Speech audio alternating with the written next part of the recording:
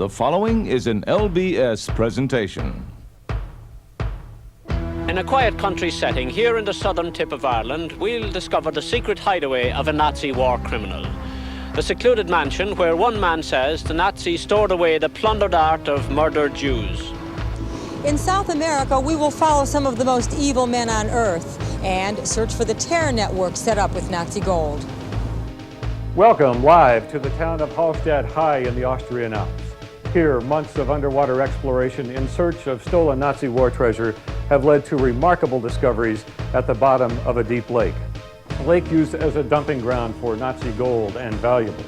Our dives were some of the most difficult ever attempted in this region, but the results, the recovery of this heavy and tightly sealed wooden box, a box which bears the markings of Hitler's armies. What could be inside this box? Join us live as we open this mysterious chest for the first time since it was sealed in the final days of Hitler. Stay with us. Tonight, we take up the trail of the greatest robbery ever committed, the systematic plunder of Europe by the armies of Hitler's Third Reich. It was a staggering crime. 12 million pieces of art seized, $50 billion in gold, and countless personal treasures stolen, leaving a blood-stained trail that has spread across the globe.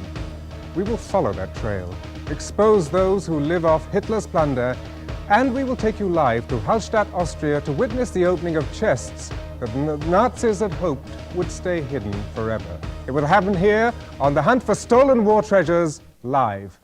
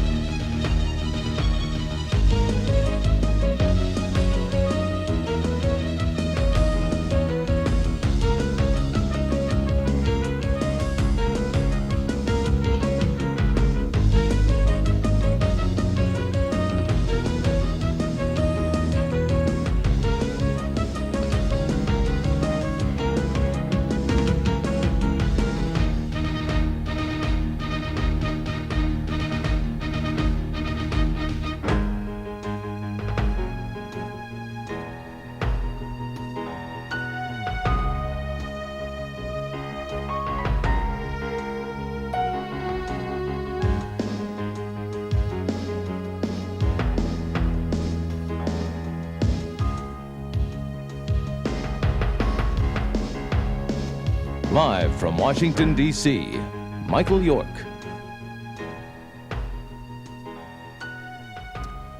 We're here in Washington, close by the National Gallery, the National Archives, and the Library of Congress, where research into classified documents sent us on a worldwide investigation in search of stolen war treasure. We're joined tonight by a unique group of people who have dedicated their lives to the pursuit of Nazi thieves and the restitution of stolen treasure. They include a Polish resistance fighter who has followed a shadowy trail of an SS robber across Europe for 44 years, a professor who specializes in hunting down looted art presently hanging in great museums, and a hero who escaped the notorious death camp of Sobibor. Tonight, we will return there with him in search of priceless jewels that he hid from the Nazis. We're also joined by a representative of the Simon Wiesenthal Center. If our exploration of Lake Wolfgang uncovers looted gold rumored to have been dumped there, it will be turned over to the Simon Wiesenthal Center to assist in their activities on behalf of Holocaust victims. All of these people, and millions more across the world, had their lives altered forever by a failed watercolor painter, a man shunned by the artistic community, a man so embittered by this rejection that he would write in his book, Mein Kampf, I owe it to that period that I grew hard, and I'm still capable of being hard. In this period, my eyes were opened to two menaces to which I had previously known the names and whose terrible importance for the existence of the German people I certainly did not understand: Marxism and jury. The words of Adolf Hitler. The rejected painter would wreak his revenge upon the world of art. His goal was to build the world's greatest museum, Adolf Hitler's Master Race Museum, and fill it by theft and plunder. The Master Museum was to be built in the quiet Austrian town of his childhood. Hitler grew up in Linz, Austria, the moody son of a strict father and a doting mother. His school record was poor, yet he was determined to be a renowned painter. In 1907, he set off for Vienna's prestigious Academy of Fine Arts to claim his place in the art community. He was rejected. It was a blow that ignited an unquenchable rage. The failed artist scraped a living painting mediocre watercolors of Vienna. His art was frightening in its reduction of the human figure to insignificance. At the outbreak of the First Great War, Hitler joined the German army. He thrived on the bloodletting and mayhem of the trenches. The chaos of a defeated Germany proved fertile ground for Hitler's maniacal ideas. As the failed artist was swept to power on a tide of hate and fear, he encountered a painting that struck a primal chord. Historians and art experts remain stunned at the uncanny likeness of von Stuck's wild huntsman to the Führer. Ausdruck unseres Volkes und damit ein Symbol des Ewigen. Es lebe die nationalsozialistische Bewegung! Es lebe Deutschland! It is 100 years ago this week that Adolf Hitler was born. We have crisscrossed 2 continents investigating the legacy of one of the world's most evil men. And tonight, for the first time, we will take you to Hitler's deepest, most dangerous dumping ground. We probe the icy depths of Lake Wolfgang, shrouded in whispered legends of lost gold. Stay with us. Pick it up. Go ahead. Show me what this is. I'm looking at some of these things. We return to Hunt for Stolen War Treasures, live. By 1934, Hitler held all political power in Germany. His crazed ideas became the law. Again, from Mein Kampf. Aside from the trash of the more modern artistic development, which a nation of Negroes might just as well have produced, the German alone possessed and disseminated a truly artistic attitude. Starting in Germany, Hitler began to exact his revenge on the art world that had rejected him. The failed artist was now Führer of Germany. Through this man, Joseph Goebbels, the Minister of Enlightenment and Propaganda, Hitler was ready to take his revenge on the art world. Dangerous books were burnt. Nearly 17,000 works of art labeled by the Nazis as degenerate were seized. Masterpieces by Chagall, Kandinsky, and Klee were ripped from the walls of German museums. Many were burnt. Degenerate art, as declared by the Nazis, included anything impressionist, cubist, fauvist, any of that. That's all fair game. The best was sent to this gallery in Lucerne, Switzerland, for sale. Most of these works were sold at bargain basement prices and eventually resold and found their way to collectors and museums in the United States and other European countries. The Nazi sale of so-called degenerate art continues to this day to pollute the international art market. This Picasso was bought by a Belgian dealer for a mere $15,000 at the notorious Fischer sale of 1938. Recently, he put it up for sale. It's in the aisle now at 18 million, where it's always been. 18.5 million. 19 million, sir? Yes. Any more? 90 million. For you, sir. It was bought by a multinational Japanese conglomerate. Hitler also had a plan for acceptable art. His master scheme began when he left Germany for Vienna, the scene of his previous humiliation. He took that same road from Linz to Vienna, but this time he stood in the back of his armored Mercedes. The Führer had come to Austria to build a monument to his artistic dream. He would decide the fate of all of Europe's art. Hitler's return to Vienna in 1939 was a tumultuous event. Lillian Weingast was there. I was walking home and I saw people on the street going absolutely wild and marching, and they were yelling, "Heil Hitler, Heil Hitler." Hitler was ready to take his revenge on the city that had spurned him 32 years before.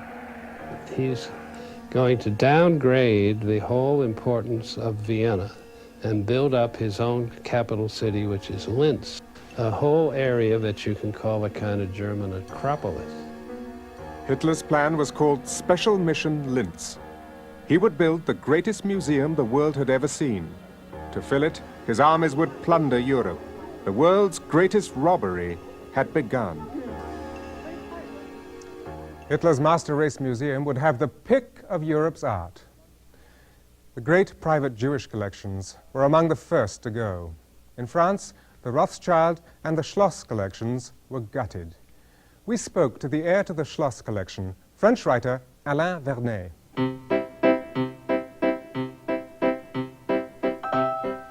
We got back almost nothing. There were more than 350 paintings. Well, let's say we got back, I'm speaking in very round figure, about 50, but not necessarily the bigger, or the most famous ones. So really there's no collection left. Later in this program, we'll provide some answers to the mystery of the missing Schloss paintings. But next, the treasure trail takes us to the mountain lakes of Austria, where the Nazis hid their gold and millions in forged currency. Our divers know well the dangers of the lakes of the Salzkammergut. They know the stories about divers who've died trying to find whatever valuables the German army plunged into these waters. There's no question the Nazis used these lakes as a dumping ground. Gerhard Zauner himself has hauled up enough war artifacts to fill a museum, but the divers know the boxes they're looking for could contain almost anything that the Nazis left behind. This serene villa on Lake Gruntal once belonged to a wealthy Jewish family. Hitler's propaganda minister, Joseph Goebbels, threw them out so he could move his own wife and children here. But Lake Gruntal is more important in Nazi history for another reason. Somewhere in these deep waters may be a cache of gold bullion, 60 tons of it according to legend, a fortune which has been missing since the end of the war.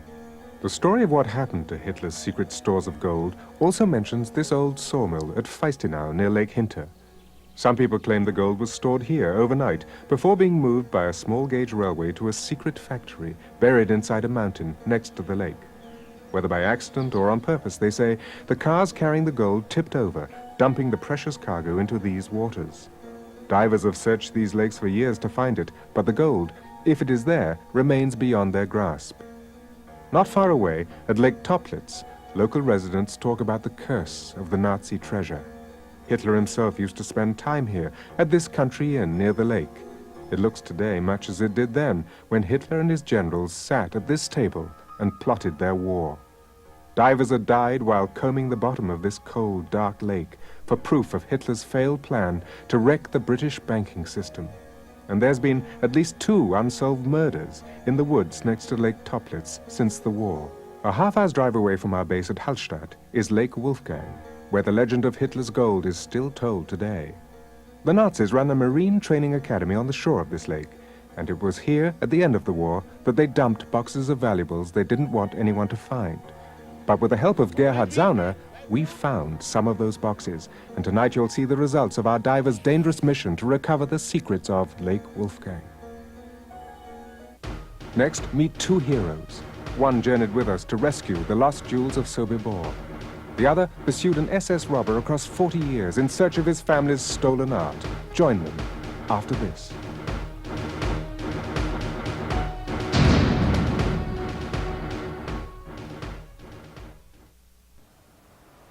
And now, live, Michael York. Hitler's assault on Europe and his rape of Europe's art was to reach a level of unrelenting savagery in Poland. Nazi doctrine held that these men were inferior, people with inferior art. The feared SS were turned loose in Poland. This SS officer escaped at the end of the war and had the audacity to claim compensation for art he said was plundered by the resistance. In fact, he was both a mass murderer and an art thief. we uncovered his story with the help of a resistance fighter who pursued him for 3 decades. Jerry O'Callaghan reports. German stormtroopers blitzkrieged through Poland in a mere 4 short weeks. The Polish offered brave resistance, but the Nazis were merciless. Villages were wiped out, towns leveled, civilians slaughtered. Hitler wanted nothing short of the elimination of Poland. He ordered the SS to carry out the task. This Dutch SS officer, Peter Menton, had been an art dealer before the war. In Poland, Menton merged his art expertise with his newfound speciality, mass murder. At the height of the war in Europe, Peter Menton left Poland for Holland, bringing with him a number of railroad boxcars full of looted art treasures. Menton himself claimed that his collection was plundered by the resistance at the end of the war, and he was paid compensation by the Dutch government. Menton circulated freely as a well-known member of Dutch high society for 30 years after the end of the war. He supported a luxury lifestyle through property and business interests, but much of his time and attention was spent in art dealing and building up his valuable collection. Menton decided to sell some of his collection and engaged Sotheby's of Amsterdam to hold a public auction. They organized the sale for June 21st, 1976, printed a catalogue and arranged some publicity. The media campaign brought the Menton affair to the attention of the Dutch authorities, and the police began to investigate. The gory details of Menton's wartime activities began to emerge bit by bit, and eventually a warrant was issued for his arrest. But before it could be served, he left the country. He was later arrested in Switzerland and extradited back to Holland. The policeman who handled the investigation is now a high-ranking officer in The Hague. And after a while, when the decision was made, I flew with a private plane to Zurich and brought him back to Holland, where he was put in jail again, of course. And then after that, his trial began here in Holland. Menton was sentenced to 15 years imprisonment for his part in the mass murder of Jewish villagers in eastern Poland in 1941. When the controversy arose, Sotheby's had cancelled the sale and the Menton collection was taken in charge by the government. This is Chicago architect and former Polish resistance fighter Marian Gutenaar, the man who refused to allow Peter Menton to escape. Mr. Gutenaar, tell us how you knew that Peter Menton had looted your family's art. I was enrolled in the Polish underground army. As one of functions given to me was to investigate the activity of the SS Hauptführer, official Nazi art looter of the European Eastern Territories. It was known to us that he is selling some of the art. This is Peter Menton. Peter Menton. Therefore, I posed as an art dealer, and arrangements were made to meet him at his warehouse mansion in Krakow. When I got there, he gave me a guided tour of the walls filled with looted art from floor to ceilings throughout the mansion. And I have discovered some of the art that came from the home of my family, and also the portrait of my grandfather. Full of emotion of this case, I was fearful of disclosing myself, my identity. So I was afraid to blow my cover. Blow your cover. Yes. Thank you. Marian Gutenaar escaped to the United States after the war, but he never gave up the search for Peter Menton and the stolen art. He finally discovered the mass murderer in a most unexpected place. Jerry O'Callaghan picks up the story. Behind me is the city's historic forecourts, the Irish Halls of Justice, an unlikely setting for Polish resistance fighter Marian Gutenaar's legal battle to regain his family art treasures from the Nazi war criminal Peter Menton. It was in the solitude of the Irish countryside, 20 years after the war, that Peter Menton found what he was looking for, a safe haven for his art treasures. This was the perfect place, on the western shores of Europe, in a neutral country that had stood aloof as the nations of Europe fought their bitter war. Gutner had learned of this secret hideaway, this stately home that the former SS officer bought in 1962 in the foothills of the Comeragh Mountains here on the southern tip of Ireland. He set about making it into a secure and fortified stronghold where Gutner believed his family paintings were stashed away, paintings he'd last seen on Menton's walls in Poland many years before. Menton reinforced the windows and doors with steel bars, installed electronic alarms, and built a vault to protect the works of art from intruders. From here, Menton set out to attend art sales around the country and mixed with the art-dealing fraternity. Mr. Gutner decided he should try to get into Menton's Irish stronghold to inspect the contents for himself. So he hired a Dublin solicitor to take his case to the High Court. We initially instituted proceedings for the purposes of getting a grant of legal representation to the estate of Bernard Gutner, the father of Mr. Gutner of Chicago, and this was refused. It was refused by the High Court on the basis that we could not prove Polish law applicable at the time. It's believed that all valuables have now been removed from the Menton hideaway and the house itself has been sold. And there the story may have ended. But our investigations led us back to Amsterdam and to this man. Harry Oliver, arch-criminal, believed Menton lived through the art underworld. We asked him about these paintings.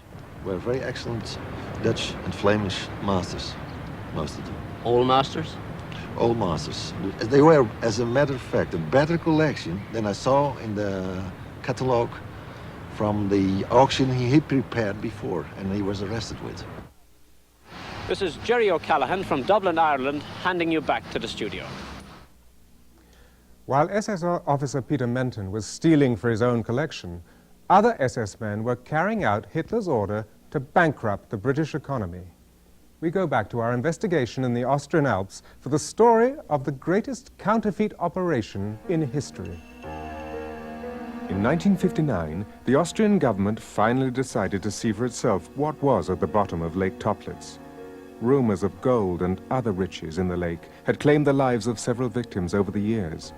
Only a few people knew firsthand that the Nazis had sent tons of counterfeit British banknotes to the bottom of the lake. As the American army approached from the west, the order was given to remove the pound notes from the area in Ebensee where they were being kept. Wilhelm Hertel was an SS counterintelligence agent in Austria. In an exclusive interview, he tells us he ordered the forgeries thrown into the river that flows into Lake Toplitz. As winter snows melted, the river current grew swifter, carrying the boxes into the lake. Some weeks later, the boxes broke open and the pound notes began to rise to the surface, almost covering the lake surface in a combination of water lilies and lake plants and pound notes. This caused such a commotion among local residents that the Austrian government had to react. The results were stunning. Boxes and boxes full of nearly perfect British pound notes. This was proof that Hitler had planned to flood Britain with bogus money in hopes of setting off a panic that would wreck the Bank of England. After this find, the Austrian government declared Lake Toplitz off-limits to unauthorized diving. But years later, marine biologists exploring the lake bottom found even more boxes bursting with fake currency. This only increased the attractions of exploring these lakes for Gerhard Zauner, who's often got into trouble with authorities who didn't want him uncovering long-dared secrets that might implicate them in wartime activities. Zauner uses his extraordinary knowledge of these waters to guide our divers as they search for the boxes the Nazis left behind. Hitler's henchmen seized this precious Rembrandt. Its owner says the painting is hanging in an American museum. The museum won't talk. You, the viewer, can judge. Next.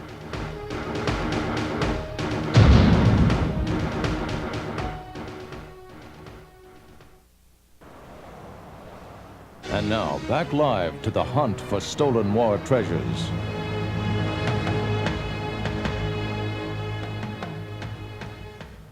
ERR, letters that will be burned forever into the history of art. They stand for Einsatzstab Reichsleiter Rosenberg, Hitler's looting organization. German art dealers and experts were recruited to select the best of occupied Europe's art. They carried out their task with Teutonic efficiency.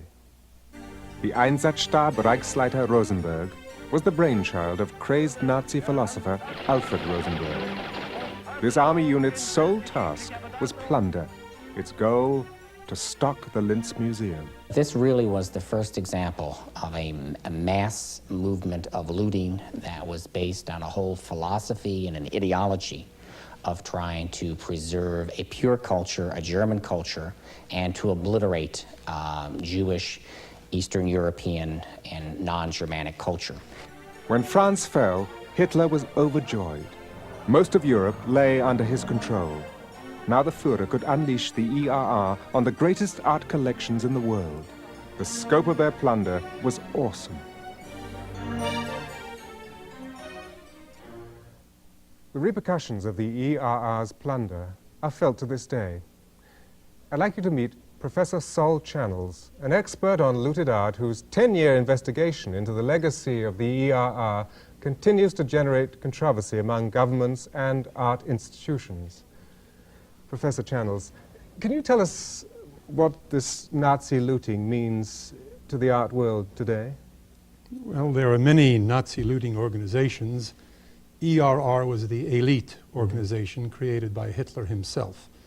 The first time in history an organization was created to loot masterpieces of art owned by Jewish families throughout Europe, and then to sell those that Hitler didn't want, and they were sold by passing them through the neutral countries, not at war at the time, of course, and to keep for the Linz Museum and to distribute among high Nazi officials other masterpieces.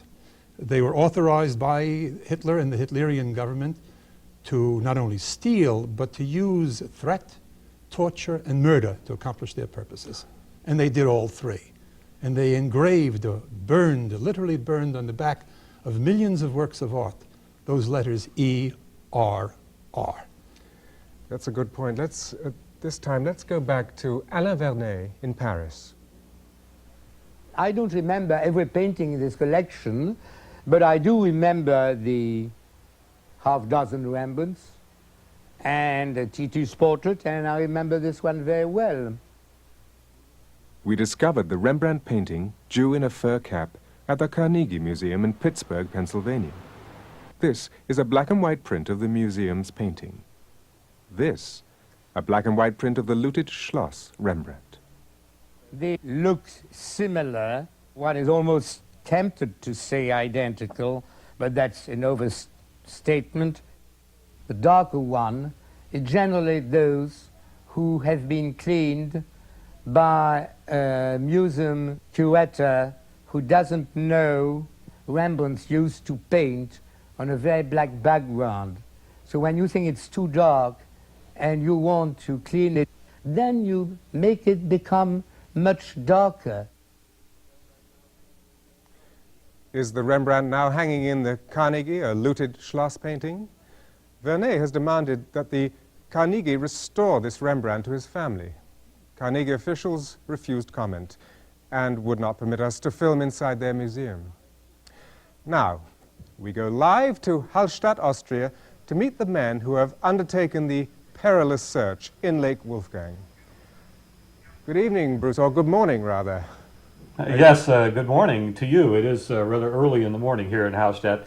And let me just tell you, before we meet Gerhard Zauner, that we are going to open our box live, open it for the first time since it was tossed into the lake by the Germans as they fled at the end of World War II.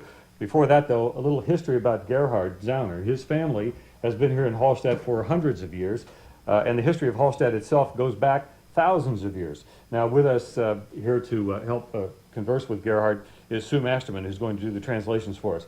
Gerhard, let's look at the oldest item on the table. This goes way, way back. Tell us about this. Was ist das, Gerhard? Das ist ein Bronzeschwert aus der Hallstattzeit, 4000 Jahre alt. That's a bronze sword, 4,000 years old, from the Hallstatt period. And so there were people living here 4,000 years ago. All right. Now, everything on this table, as well as everything on these walls, has been brought up from the lakes around here by Gerhard himself. Gerhard, let's talk about this item first. This has what appears to be a German army machine gunner. Tell me about this. Was ist das? Das ist ein Bierkrug zur Erinnerung an die Militärzeit aus dem Jahre 42. And what does it say across here? That says across there that this is to remember the time that I was in service. This is one of the beer steins that the soldiers were given when they left the service, in memory, put on the mantelpiece. I see. Okay. Now we have a couple of medallions here, and these are pretty special. What were these used for? What's that? Das ist eine Medaille, die die Gestapo vorgewiesen hat. Yeah, this is a really nasty piece of work. The Gestapo would produce this from their pockets, turn it over, and there you could see Gestapo. And these are the words from which the acronym Gestapo was taken. They would show this to people as they walk up. And again, everything on this table was taken from the lakes. All right, let's move on. Now, we have a lot of what look to be ceremonial swords, and Gerhard has told us that this is the most interesting. Why is this the most interesting? Warum ist das so interessant? Weil es an und für sich gar nicht ins Gebirge passt. Es ist von der Kriegsmarine. This is from the Navy. It shouldn't really be in the mountains at all, but it was found here in one of the lakes. Okay. Now, why was it here? Warum was it here? Weil in allen diesen Seen im Salzkammergut maritime Ausbildung betrieben wurde. Because they used to have marine training schools here in the lakes, around the lakes, and at the end of the war they threw all this stuff away, threw it into the lakes. Didn't want anybody to find it. Oh no. Well, unfortunately they didn't contend with Gerhard here. Now, just a couple more things. We have one thing that I particularly think is interesting. Gerhard, tell me about this medallion right here. Was ist das da? Das ist ein Schminkspiegel, Yeah, it's a mirror, in fact. What does it say on the front? It says on the front, this is the future of of National Socialism. And when you turn it around, you see your own face in the mirror. Ah, okay. And again, pulled from the lakes by Gerhard Zauner. And Michael, let me again remind you that our box is waiting for us over here, and at the end of our broadcast, we're going to open it live for the first time since the end of World War II. It's back to you, Michael. Thank you, Bruce. Later, we will expose Odessa, the SS terrorist network that served Bolivian cocaine warlords. But next, we travel with Philip Bialowitz to the killing ground of Sobibor in search of hidden treasure. Stay with us.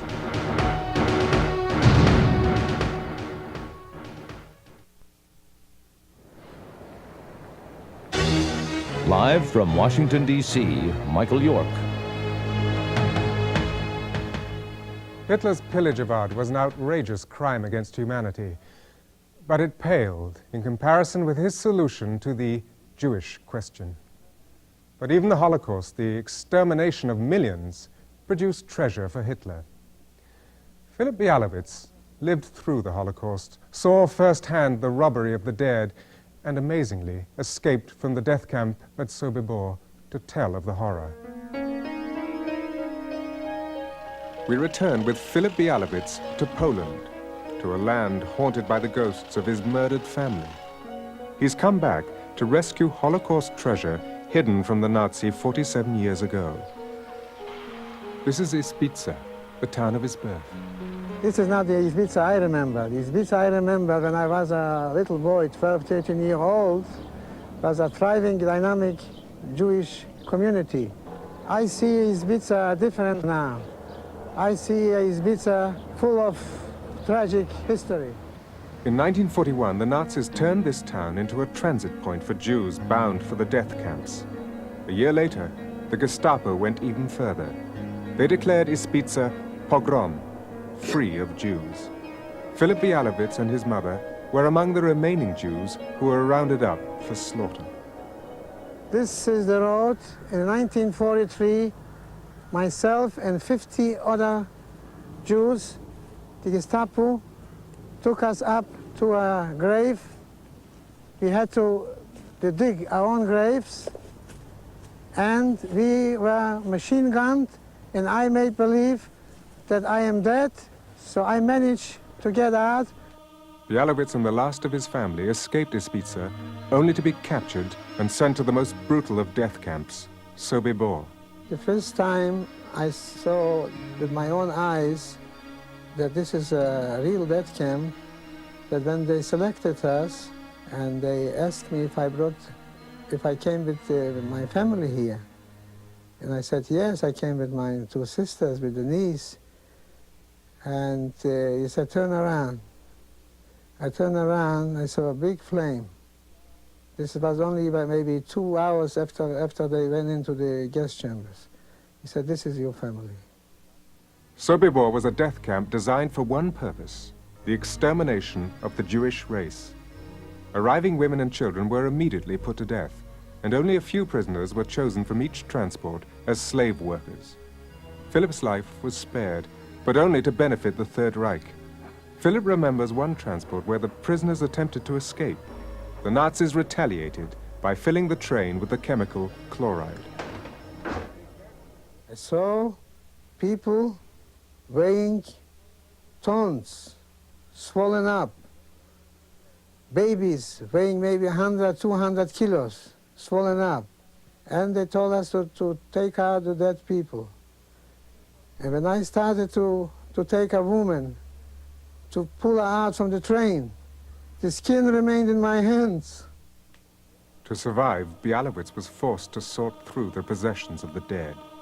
While doing this, he found a way to thwart the Nazi war machine. Everything I opened was full of jewelry, diamonds, sapphires, rubies, but I didn't want to help the war machine. So 90% of the jewelry I throw into the toilet. Every 5 minutes I ran to the toilet. I destroyed tens of millions of dollars every week. For many months, Philip continued disposing of the jewels. But then came a plan to escape from Sobibor. The plan, if successful, would free the entire camp. The day before the uprising, I took a jar and I filled it up with the biggest diamonds and sapphires and rubies. I put it behind a tree, maybe about 2.5, 3 feet deep. On October 14, 1943, the prisoners rose in revolt. It was one of the most courageous moments of the war. The prisoners stormed the gun towers and killed their Gestapo tormentors. About 300 of us escaped from Sobibor. 200 were shot in the camp. After the escape, Hitler ordered Sobibor closed and dismantled, all traces of its horrors eradicated.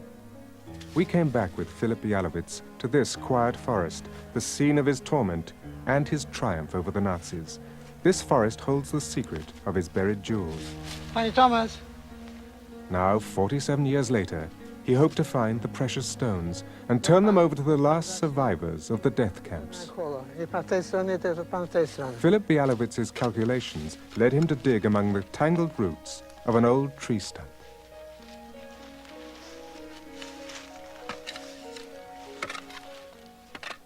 When we come back, we will rejoin Philip Bialowitz in his search for the lost treasure of Sobibor and witness his unexpected discovery.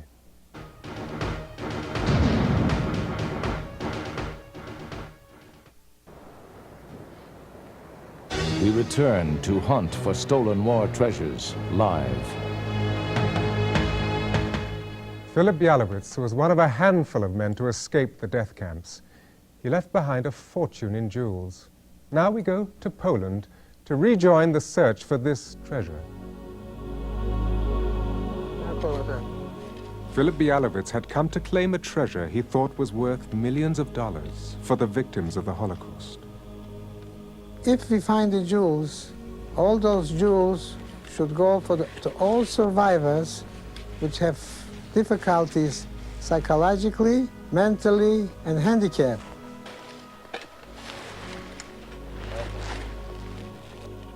This tree seems to me that there's a possibility because this tree is a very old tree.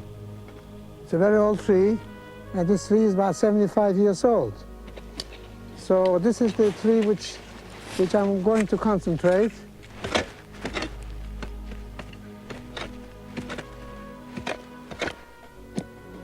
Nie można już zamknąć. We have to eliminate this tree. Big roots, heavy roots, we cannot penetrate anyone deeper. So I think we're not going to find anything in this tree. We have to find, I have another possibility. We're going to try. It was a frustrating search. The Nazis had bulldozed the land. New trees had shaped the earth. Panie Thomas, Niech pan spróbuje w tych miejscach. Tylko nie gdzie korzany są.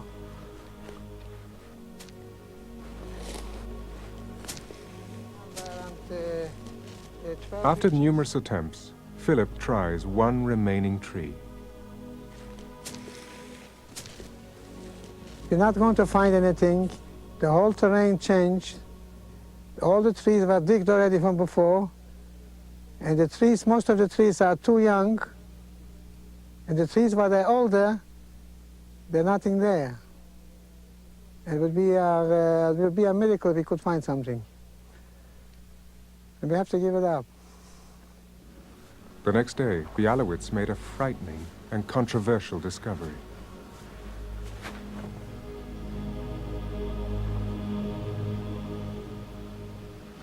Unbelievable. Unbelievable. Look, bone, skeletons. This could be my mother. She was shot here.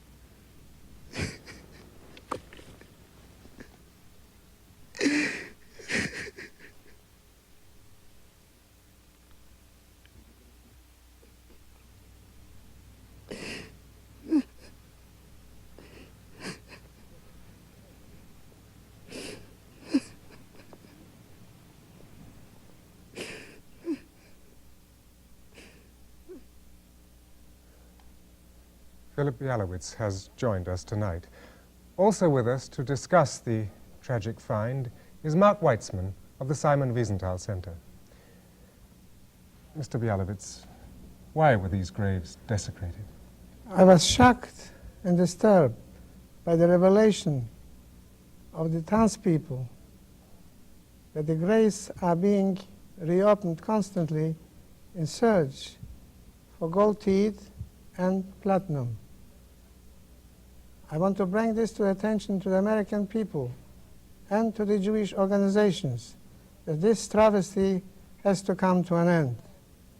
I myself will try to dedicate myself and put all my effort and energy to restore this cemetery that the people which were murdered by the Nazis should be able to rest in peace and dignity. Mr. Weitzman, do you hold the Polish government accountable for this? It's not that the government encourages this sort of thing. It's that this type of action, looting and desecrating of graves, can happen when there's a policy that dilutes and diminishes the victims. It can become endemic, it can become encouraged, and it's not just in Poland. It has happened in the Soviet Union, where one of the most renowned poets in the Soviet Union wrote criticizing the same activities that he had seen of looting and desecration that he had observed in the Soviet Union itself. Yes. Indeed, it seems that this kind of desecration, this sort of wanton desecration that you've just witnessed, continues to plague the Jewish community around the world. But a much more menacing part of Hitler's legacy of hate lives on. It is a terrorist organization that has bombed and murdered across the world. Its name is Odessa. It was founded by this man, Otto Skorzeny, the Nazis' most revered soldier. Skorzeny was infamous for penetrating American lines at the Battle of the Bulge with Nazis dressed in GI uniforms. He was captured by the Allies but was rescued by his SS comrades, once again dressed in American military police uniforms. With Skorzeny's escape, the SS underground organization had a leader. We have investigated this secret society of Nazis. This is Maureen Meehan reporting from South America, where Nazi gold gave Otto Skorzeny and Odessa the power to buy off dictators, set up safe havens for war criminals, and even overthrow a government. As the Allies advanced on Berlin, the failed artist was left in his bunker to ponder the plaster model of his dreams. Above ground, the SS planned for the future. This man, Hitler's commando, Otto Skorzeny, robbed $50 million worth of Reichsbank gold at gunpoint. He would use this gold to build a worldwide terrorist network that exists to this day. It is known as Odessa. The name of Odessa. Odessa was the code name for an operation involving the secret transfer of SS officers who were being pursued by the Allies over Italy to safe harbor in other countries. Skorzeny was joined by this man, Friedrich Schwenn, Hitler's master counterfeiter, who used his forged millions to slip out of Austria. Nazi hunter Beate Klasfeld talked to us about Odessa criminals still active today. The most important is Alois Brunner, who was been the right hand of Adolf Eichmann, who was in charge of the deportation of Jews from several countries. This man, after the war, fled to Egypt, from there to Syria, and as we know, was engaged in actions against the Jewish community in Syria. And this man, SS General Léon de Graal, joined Otto Skorzeny in his Odessa hideout in Spain. Léon de Graal still lives in his Spanish hideaway. From this art-filled haven, he spreads his message of hate to Nazis around the world. To this day, Skorzeny's terror network continues. Odessa put a bomb in our car. Fortunately, there was no victims. The car was completely bombed. But even there, the police in France couldn't find the responsible. Our investigators have tracked some of the world's most evil criminals to their secret hideouts. Later, we'll take you there. But next, this amazing story. In a last gasp of hate, the Nazis planted thousands of pounds of high explosives in a secret cavern filled with Europe's greatest art. We will recount the desperate race to save it, and we will probe the dangerous depths of Lake Wolfgang. Stay with us.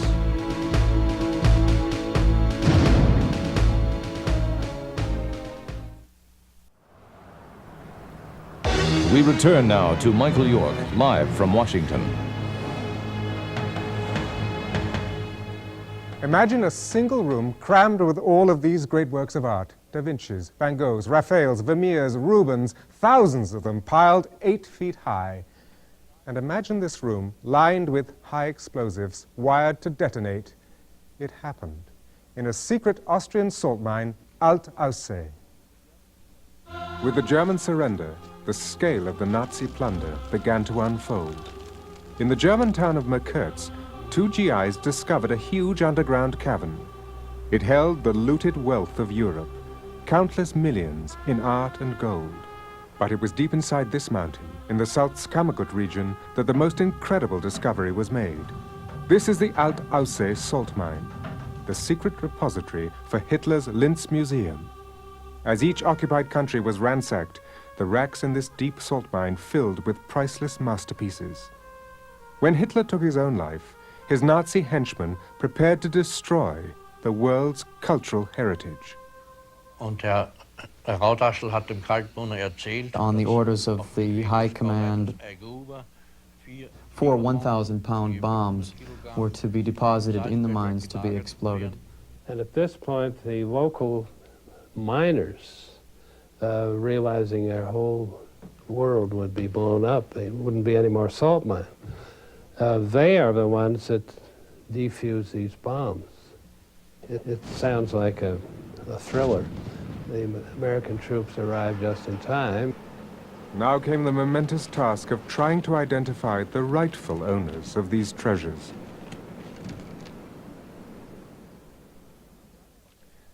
While the Allied forces managed to rescue some of the world's greatest art, the Nazis were determined that their loot would not be retrieved. They chose the deep lakes of the Austrian Alps to hide their crimes, but now, using today's most advanced diving technology, we will penetrate those uncharted depths in search for mysterious boxes sunk by the Nazis. Our search begins next to what was a Nazi Marine Academy on Lake Wolfgang. Because the boxes may be in deep water, diving service owner Ingo Vollmer will use a remote underwater camera to search for them. They call it Aschil, after the legendary Achilles of Greek mythology. Unlike a human diver, Aschil can stay on the bottom indefinitely. Aschil will go to Lake Wolfgang's deepest regions, piloted from the surface by an operator who watches a video screen. He sees what Aschil's camera sees, but Aschil also sends him readouts, which tell him where it is in the water. Gerhard Zauner has heard there may be 1, even 2 boxes not far from the Marine Academy dock. But even a few yards out, the bottom drops off to over 200 feet. Doing a search like this takes patience, because the camera can see only a limited area at a time. The operator sends Achille back and forth across the bottom, looking for any sign of the rumored boxes.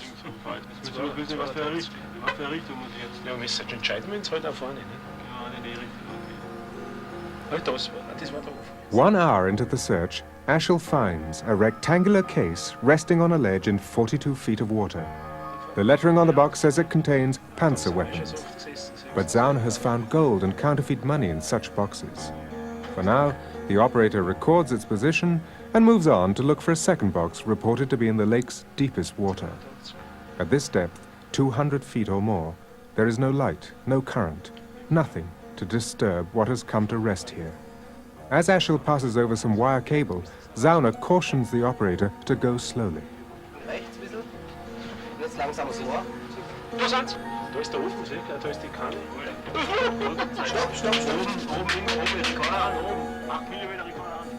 This is the box Zauner has wondered about for years, the prize he's only heard rumors about. It's 250 feet down, resting in the soft mud. There's a cable wrapped around it, as if someone had hoped to recover it someday. Bringing it up will be tricky, maybe even dangerous for Ingo Vollmer and his diving crew. Now the preparations begin. As the Russian army raced west, a train with $206 million in gold left Budapest. Most of the gold disappeared. Tonight we will explore one of the greatest mysteries of the war. We will be right back.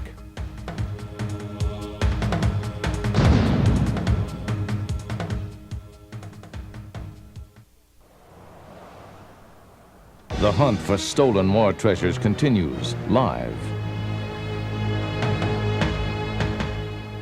Hitler's looters seized millions of works of art.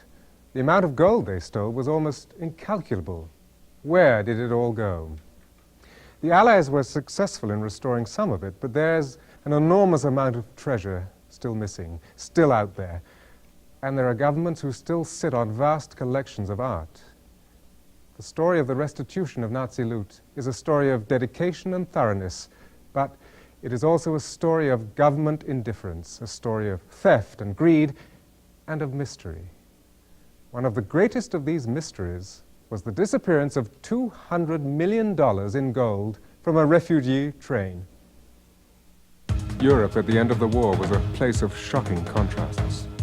While hundreds of thousands of impoverished refugees roamed the countryside, Allied soldiers stumbled upon stashes of stolen art. The U.S. Army set up a special squad, the Monuments, Fine Arts and Archives Unit, to restore looted art to its previous owners. But the Allies went even further.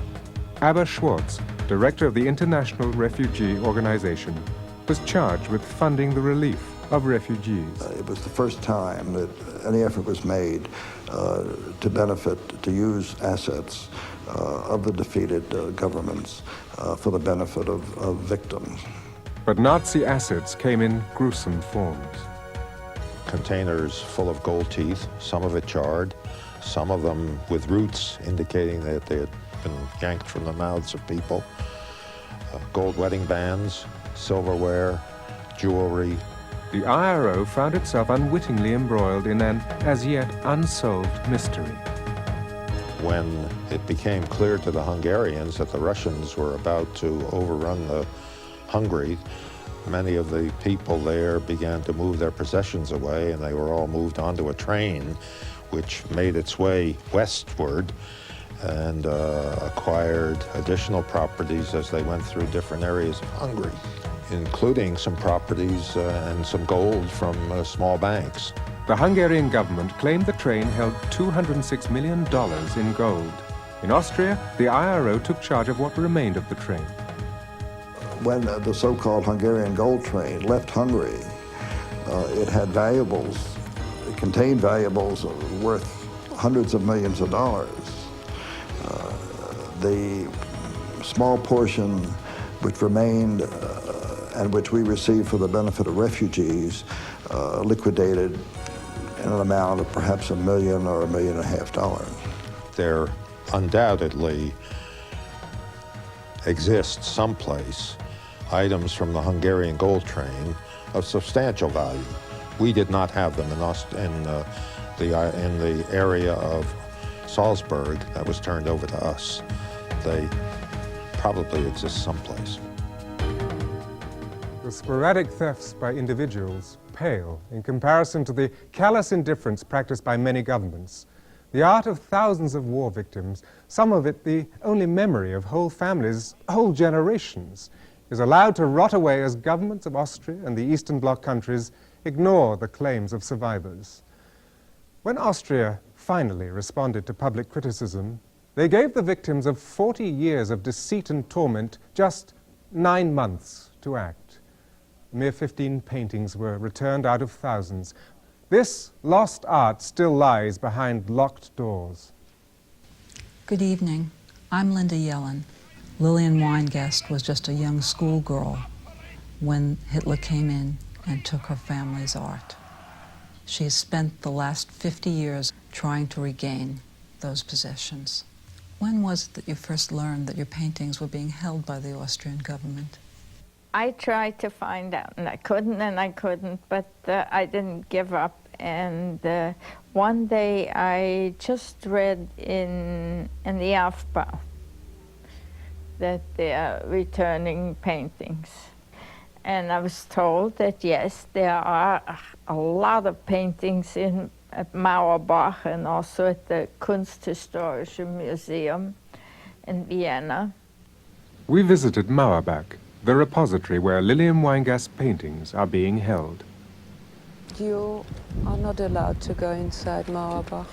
In January 1986, there was the law published, and in February 1986, a list appeared in the newspaper in which all objects were issued.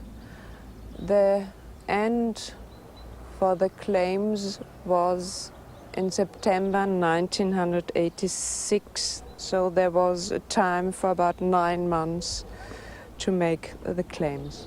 There are inside about 2,000 objects, including about 1,000 books. Returned were now 15 paintings and about 100 books and 1 weapon. I wrote to Vienna and they said I also have to give them more proof. And I tried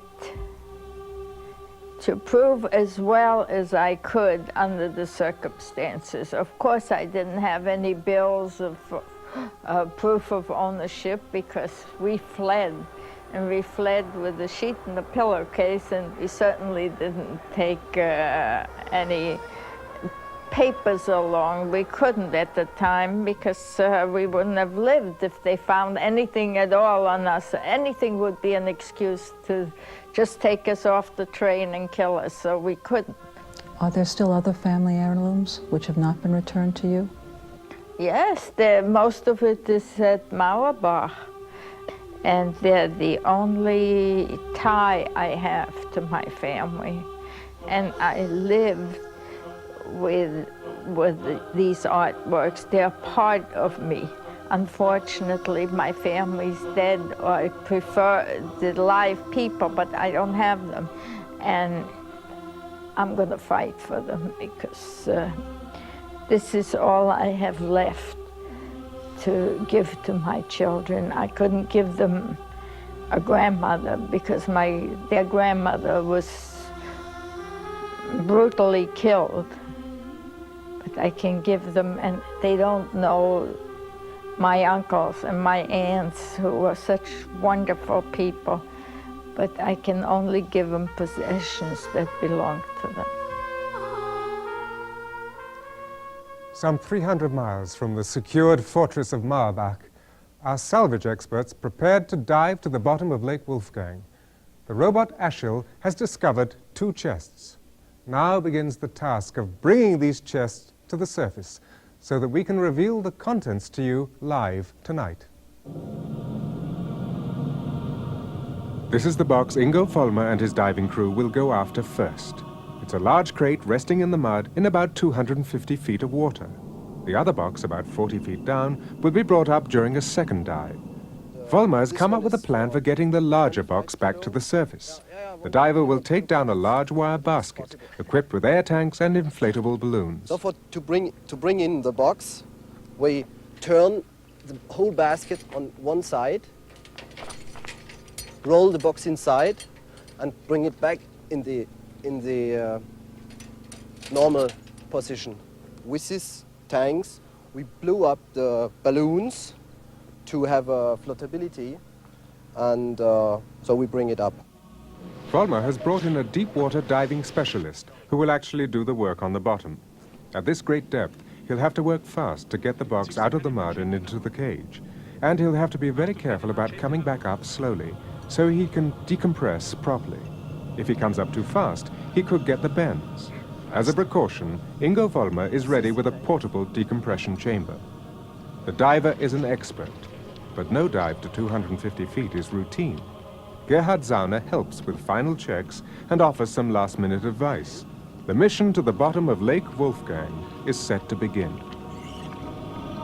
For the first time, we will take you, the viewers, inside an amazing Dutch warehouse filled with the still unclaimed loot of the Nazis. Stay with us.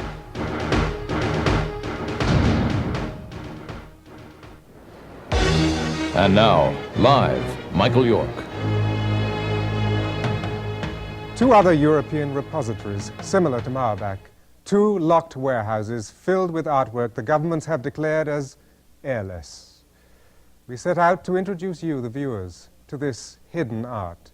Jerry O'Callaghan reports from The Hague. With the war over, the European countries began the enormous task of recovering the art treasures looted by the Nazis. In Holland, that task was entrusted to the Office of Fine Art at The Hague. As far as possible, they tried to find the original owners and give them back their property. But there remains a repository of recovered art, and that collection is stored in an Office of Fine Art warehouse in a quiet back street of The Hague. The repository is not open to the public, but now, for the first time, the Dutch authorities have opened it up for our television cameras to see what remains here of Hitler's stolen art. Inside are works of art from some of Holland's best-known collections, items from the Lans and Mannheimer collection, the famous Goudsticker collection, spirited out of the Netherlands by Hermann Göring. Dr. Albert Ehlen is now in charge of the recovery program, and he told me the story of the repository. They all came from German repositories, many of which were in fact located in Germany, like the salt mines of Alt-Aussee, where parts of the art recovery collection were located by the Americans after the close of the Second World War. Dr. Kirby Telly from Baltimore, USA, studied art in America, Ireland, Britain, and finally the Netherlands. He's now curator of old paintings at the Office of Fine Art, and he told me the interesting history of one particular Italian painting at the repository. This was one of the pictures that was recuperated after the Second World War. This is originally from the Goudsticker Miedel galleries, because, as has been explained, a man by the name of Miedel took over the Goudsticker business. So this was probably a picture that was bought in the 40s, and I don't know whether it was sold at that time or not, but it was part of the general recuperation. In Dresden, East Germany, there's another warehouse filled with the unclaimed possessions of Hitler's victims, and art experts believe that many thousands of priceless heirlooms are locked away there. We asked the communist authorities of East Germany for permission to go there and see what it contains, but they refused. So the truth about the Dresden repository remains hidden from the world. The East German authorities are not the only people reluctant to open their doors to our reporters. We took up the case of another painting looted from the renowned Schloss collection of Frenchman Alain Vernet. Our investigations led us to a museum just 30 miles from these studios. At the Washington County Museum of Art in Hagerstown, Maryland, we discovered the painting Artist in His Studio, attributed to the artist Erlinger. Not far from here, in Washington's National Archives, is the Ardelia Hall collection, a fascinating and revealing collection of prints and negatives of looted artwork. These archives contain the Nazis' own detailed ERR records. They kept very meticulous records that were discovered in the closing days of the war. It was quite easy to actually document the German looting, and often where the objects came from.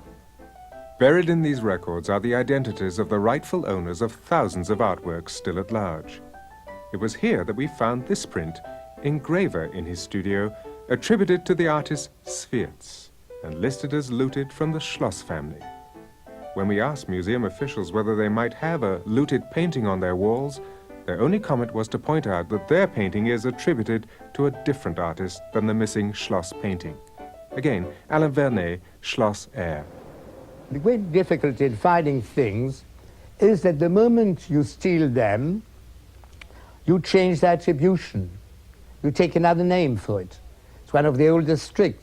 So if you ask a museum curator or an art gallery, this is the picture, have you got a picture by this painter? The name is changed, the answer no.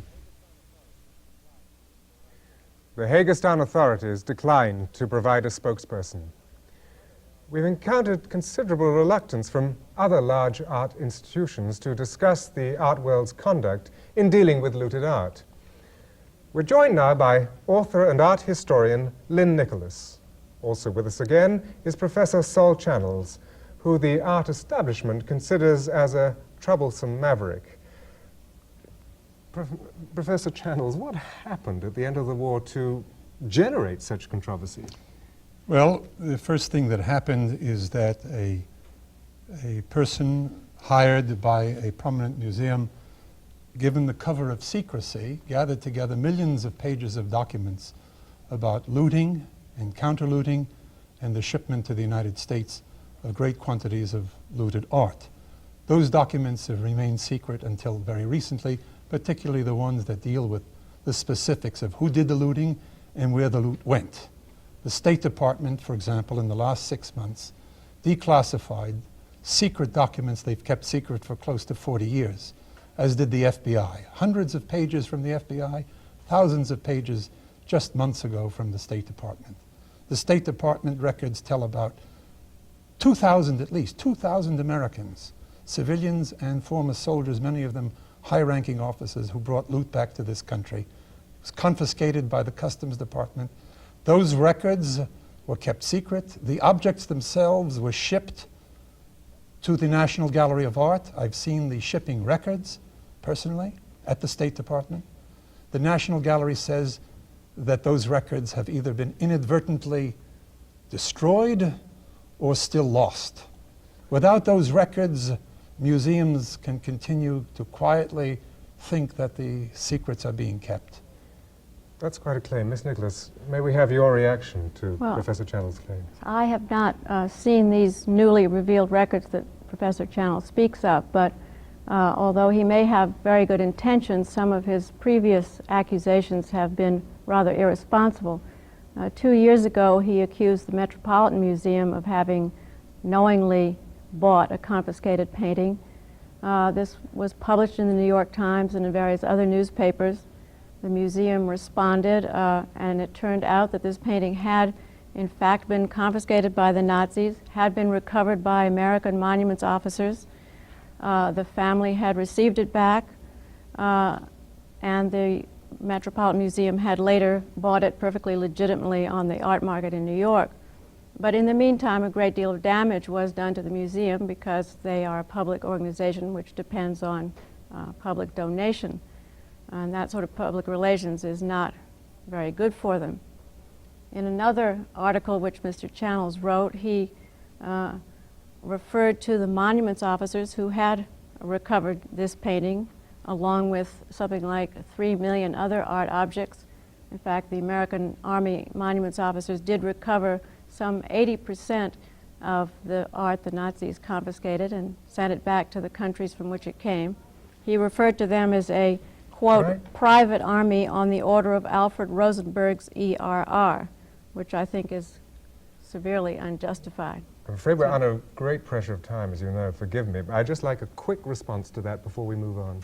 I respect Mrs. Nicholas's opinion, but the facts are very different from her opinion. Art dealers know better, museum curators and directors know better, the FBI knows better, and the State Department knows better. But you yourself I'm afraid agreed with the New York Times that the painting at the Met was a legitimate one. I'm afraid I we're did gonna not have agree to that, and you know very well I I would never love to agreed discuss to this that. further. I'm afraid that completely we're out wrong of on that time. statement. It was published in the And Times. the Times. This debate, I have to say, it's a Has debate nothing like to this do that is likely to flare up with every new discovery that's made. And indeed, the reverberations caused by the Nazis are with us still. They can be felt all around the world. Anyway, forgive me for interrupting you, because now we have to go. Our satellite time is booked. We are going to return now to the Austrian Alps, where our divers began to the descent to 250 feet to try to recover a mysterious Nazi chest. The challenge for the diver is to get to the bottom as fast as he can. Once he's down there at 250 feet, he has only 30 minutes to complete his work before he has to start back up. He's breathing a special mix of gases, so he has to be especially careful as he decompresses. The remote control camera is already positioned next to the box. Das ist gut, das ist gut. Sitz mit drauf. But once the diver starts working in the mud, we can't see anything until he sends the cage holding the box back to the surface.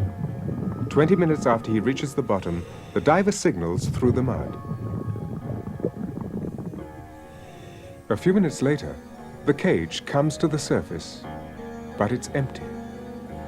We have no way to find out what happened until the diver finishes decompressing. This should take about an hour and a half. But 30 minutes later, without warning, he surfaces. Something's wrong. He's activated his emergency rescue system.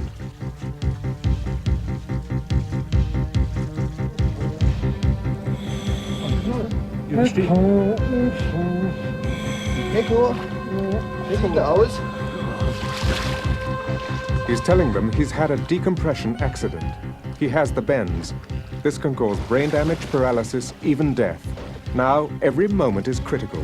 They have to get him into the portable decompression chamber immediately.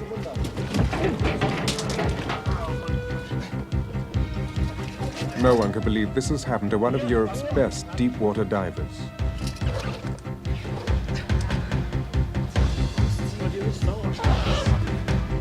The nearest hospital with a decompression chamber is a 2-hour drive from Lake Wolfgang. The only safe choice is to start the trip at once. Mach zu, Deckel drauf. Der Deckel.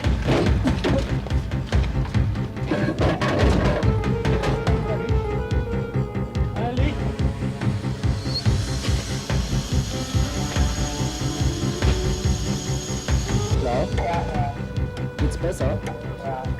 Merklich besser? The diver is barely conscious as the chamber is readied for the journey. Ingo Vollmer, Gerhard Sauner, and the other divers cannot understand how this could happen to someone with so much experience. This much we do know. The waters of Lake Wolfgang will not give up their secrets easily. The pursuit of Nazi war treasures has claimed another victim.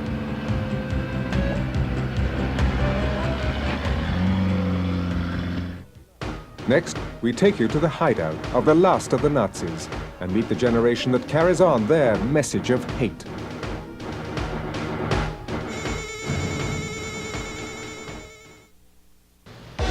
We resume live with our hunt for stolen war treasures. Otto Skorzeny was a true disciple of Adolf Hitler. You've seen how he built his secret terror organization, Odessa, and how they set about trying to silence those who would expose them. But it was among today's dictators in South America that Odessa found new allies. The Nazi war criminals laid a trail of blood and torture and drugs. We tracked these murderers from the Amazon jungle to the Andes and discovered that they had organized one of Europe's most heinous bombings, the slaughter of 84 people. This is Maureen Meehan reporting from South America, where Nazi gold gave Otto Skorzeny and Odessa the power to buy off dictators, set up safe havens for war criminals, and even overthrow a government. In 1950, Otto Skorzeny slipped from his Spanish hideout in search of $10 million in gold. It was being held in safekeeping for Hitler by Evita Perón, strongwoman of Argentina. Evita was charmed by the legendary Nazi. They had an affair. and Otto Skorzeny reclaimed his Nazi gold. Hitler's commando had also made a very powerful ally and opened a gateway for the Odessa fugitives. This man, Klaus Barbie, the butcher of Lyon, traveled through Argentina to his hideout in Bolivia. He linked up with another Odessa fugitive, Friedrich Schwend, the counterfeit mastermind of Toplitz. Schwend and Barbie went into the arms trade. They became close friends of the Bolivian generals who needed help in that country's most lucrative business, cocaine trafficking. The torturer Klaus Barbie supervised this murder gang. In 1980, the Fiancés of Death played a key role in a military coup. They worked for Colonel Gomez, a Bolivian cocaine warlord. The coke dealers and the Nazis seized control of a country. Months later, 3 of these fascists, Friebelkorn, WWII, and Pagliai, slipped into Europe on a terror mission. They planted a bomb at this Italian railway station. It killed 84 people. When Bolivia's democratic forces finally recovered, they took their revenge on the Fiancés of Death. Barbie was arrested and shipped back to France. Pagliai was killed, and the others fled. This is Hohenau in southern Paraguay near the Argentine border. Hohenau is thought to be one of the most secure outposts for the Odessa network. The world's longest reigning dictator, Alfredo Stroessner, was quick to arrange a passport or sell off citizenship. It was to this idyllic setting that the angel of death, the evil doctor who experimented on twins, came. He found willing supporters. I am a Waffen-SS veteran, and for no money would I betray my own blood. You shouldn't forget all the millions that died on our side. Had a nice talk with Mengele. He seemed like a nice, civilized person. And this is Joseph Schwamberger, arrested in his hideout in northern Argentina in late 1987. He delighted in pulling gold teeth from the mouths of his Jewish captives. Just before his escape at the end of the war, he was found with sackfuls of gold. A few hours after Schwamberger was captured, this Buenos Aires synagogue was bombed. A new Argentinian democracy finally moved against the Odessa network. There were other dictators willing to ignore these murderers, other South American countries where Hitler's henchmen could find kindred spirits. This is Augusto Pinochet, dictator of Chile, and these are his elite troops, the Cobras. Here in Chile, another mass murderer, another link in the Skorzeny network, found refuge. His name is Walter Rauff, the inventor of the gas vans, murderer of countless thousands. He lived here in this house in Santiago. Then, one day, a brave woman came along, a woman who pitted her own courage against the power of Odessa. Why the Pinochet, the dictator Pinochet, why can he not send out of this country a man like Rauff, who killed innocent victims in Soviet Union, who sent them to the mobile gas chambers? These people were killed in an awful way. In 15 minutes, they were killed in these cars. Then he persecuted the Jews in Tunisia. He deported the Jews from Italy. Why this man has to protect it here in Chile? Soon after Beate Klasfeld's protest, came the news that Walter Rauff had died. Nazis from all over Chile gathered to mourn him.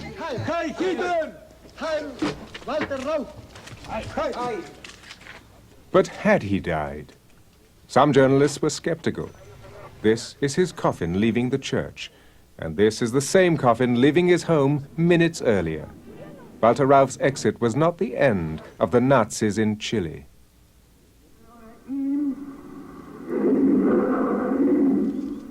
This is a Nazi ceremony where new recruits take an oath of hate. Heil Hitler! Heil Hitler! Sieg Heil! Sieg Heil! Sieg Heil! Sieg Heil! Sieg Heil!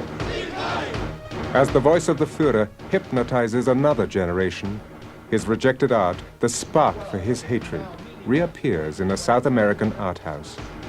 4 millones y medio a la una. Felicito. We return now to Lake Wolfgang, where Nazi secrets almost claimed another victim. But our team was determined to pull these chests from the lake. The divers, understandably, are concerned about sending someone else back down to 250 feet. So Ingo Vollmer instead will try to use the remote camera vehicle, the Achille, to make the recovery. We try to set Achille on the box. When we are staying on the box, driving a little bit backwards, so and driving down, so this thing here going on the box. You'll grab the box with these. Yeah. All right. And then what? And then when we are sure that we got it, we can see it on the monitor at the surface. We tear the whole thing, Achille with the lifting apparatus to the surface. Wieder hinten rechts. Peter. Ja, sonst kommt der hintere Arm ja nicht frei. Ich muss irgendwo vorne dran bleiben. Also ich fahre. When the operator finds the box, Vollmer closes the mechanical arms around it. But what's immediately clear is that the box is heavier than Vollmer expected. 3 times the operator orders Achille to pull it up, but each time the box wins. It does not move. Vollmer and Gerhard Zauner reluctantly agree this is not going to work. For now, this mysterious crate will remain in the cold depths of Lake Wolfgang. Vollmer and another diver now will go down after the second box, which may contain explosives. We have to pay attention to what could happen when there's, I don't know, grenades or dynamite or any stuff like this. By comparison, this dive is going perfectly. There's not as much mud on this ledge, so Achille's camera sees what's happening clearly. Vollmer has taken along his own handheld camera to give us another view.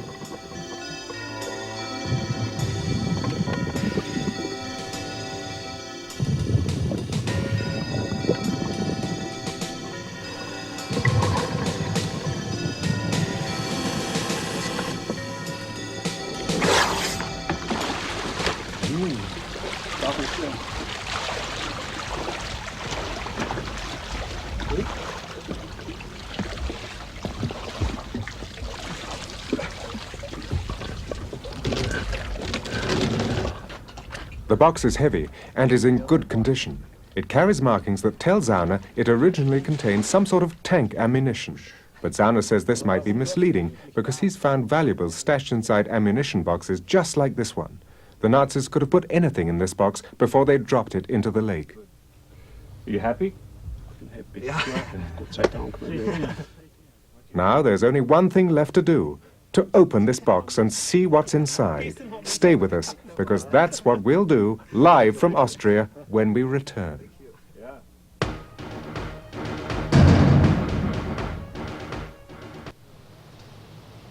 We return live to open the lost crates of Lake Wolfgang from Washington, D.C. and Hallstatt, Austria. But first, we thought you'd like to have an update on the condition of our diver. He is, in fact, paralyzed, but the prognosis for his full recovery is very good. So, Bruce, I gather there's great and understandable excitement with you there in Hallstatt, huh? Michael, indeed there is. We've been waiting, as you have, for the entire program in order to get to this point where we can open this box. We're all excited. We have with us a special guest to help us examine what's inside. We have Hans Waberer, who is from the Ministry of the Interior here in Austria. Herr Waberer is the top man in Austria who deals with the recovery of any sort of war material, so it's very important that we have him here. Also joining us are Ingo Vollmer over on the far left of the screen, and Gerhard Zauner's here, and Sue Masterman is here to help with the translations. So we will get on with it if you're ready. Do take care. We're ready. All right. Now, before we start, Herr Waberer, is there any reason why we should be careful about opening this box? Sollte wir vorsichtig sein mit dieser Shuttle? Man muss mit jeder Munition vorsichtig sein, weil man weiß ja nicht, was drinnen ist und wie sie beschaffen ist. Man muss sie erst öffnen, dann können wir weiter. You have to be careful with any kind of ammunition because you don't know what sort of condition it's in, but we won't know until we open the box. Okay, but we can go ahead. We can open it. Gerhard, are you ready? Yes, I can. Right? Ingo, are you ready? Mm-hmm. Okay. Michael, here we go. Okay. Let's do it. Let's see how hard it's going to be. Okay. Now, be careful. That's Oh. All right, Gerhard's having to work on this lock. The other latch seems to have opened pretty easily. However, this one has been closed since the war. All right, ladies and gentlemen, we're going to open the box. Let's be very careful. Go ahead. Okay. Let's take it back. That's it. Auf damit. Yeah. All right. Let's see what's in there. Oh. Okay, now, before we go any further, Herr Waber, tell us what these are. Wir können sie herausnehmen. Es handelt sich 7,5 Panzergranaten für die Kampfwagenkanone. Yes, we can take them out. He said they're 7.5 centimeter tank grenades. All right, let's take them out. Come on, let's take them out. All right. And these things Oh, can they're go heavy. Let's put it right here. clean through the side of a tank when they're fired off. So who would use these? Wie benutzt so ein Waffen? Das ist für ein gepanzertes Fahrzeug, das auf andere gepanzerte Fahrzeuge schießt. Man hat eine Kampfwagenkanone, nennt sich das. This is for any type of armored vehicle which is shooting at another type of armored vehicle. I see. Okay, so now, are these in any way dangerous? Let's put this up here. Sind sie gefährlich? Are these? Man kann mit diesem Schuss einen Panzer zerstören. You could destroy a tank with one of these things. Okay. Yes. Right here, right now, we should be, I guess, somewhat careful with this. Yeah. Yes, Michael. Could you ask Yes. why those were dumped there, in that lake? Yes, Herr Barber, can you explain to us why these might have been dumped in Lake Wolfgang? Ja, warum war diese im Wolfgangsee? Wie kommt das dazu? Der Krieg war zu Ende und es ist sehr viel Munition in Österreich herumgelegen. In the end of the war, there was a lot of ammunition left in Austria. Und da haben die Siegermächte, die nicht wussten, wohin mit der Munition, sehr viele dieser Munition in den österreichischen Seen versenkt. And a lot of the Allied forces who came in, who didn't know what to do, also threw the stuff in the Austrian lakes. I see. Now, wait a minute. I want to ask Gerhard what he thinks about this. Gerhard, how about this? Gerhard, hast du das schon eerder gesehen, sowas? Yeah. Yeah, he's seen things like this before. Yeah. Well, you can add to your collection, it appears. Ist noch eine für die Sammlung. Das wird nicht gut gehen, denn die Munition ist ja noch scharf, es ist noch drin Sprengstoff und auch die Treibladung Oh, ist he noch said he drin. can't put it in his collection because that thing is still live. It's going to have to be taken Okay, well, away. it's live. That's all we want to know. Michael, we're going to get out of here right now and get away from this. We'll turn it over to Herr Barbara. That's it from Hallstatt. Fine. Well, stay with us, and we'll return to Hallstatt in just a moment.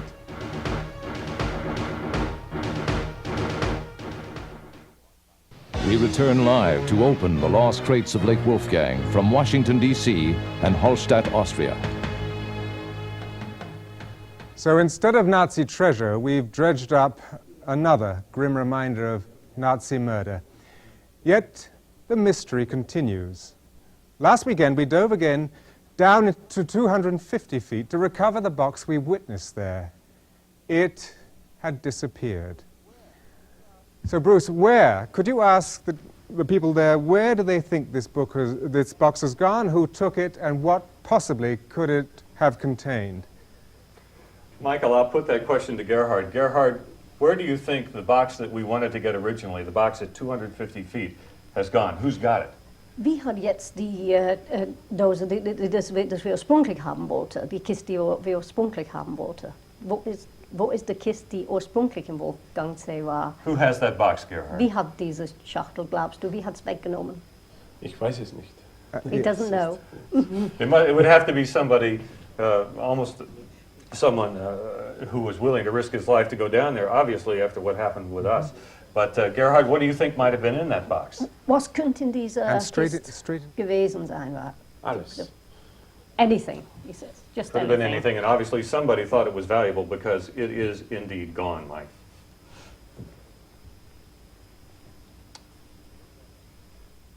So, the gold waits in these lakes and in Russia, where we later hope to salvage a Nazi vessel that was torpedoed by the Russians after it had plundered the Black Sea coast. It's now 44 years since the failed artist Adolf Hitler took his own life. As we've seen, the evil that men do does not die with them. In the great art institutions, in private galleries, and on the walls of many homes hang paintings that are debased by this greatest of all thefts. Each looted painting, each stolen statue that today passes from one uncaring hand to another keeps the failed artist's hate alive. Governments cannot turn away from this problem.